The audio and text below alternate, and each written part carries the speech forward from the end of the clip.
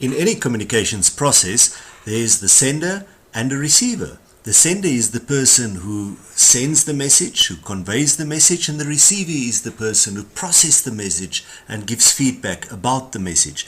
Now, a few things that we have to know here is that this loop takes place in any communicative process. Secondly, we need to know that the message is not always verbal.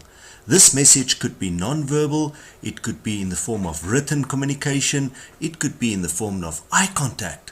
So all communication is not verbal. In fact, it's estimated that only 20% of all communication is actually verbal. Much of the communication is in tone of voice. When my mother called me, she would say Derek. It was very different to Derek.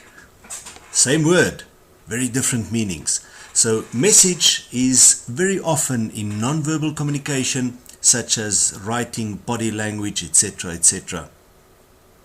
The sender sends the message, the receiver receives the message, and the feedback will inform the sender whether this message was done as intended. Remember the golden rule of communication, that communication is never in the intent, it's always in the outcome.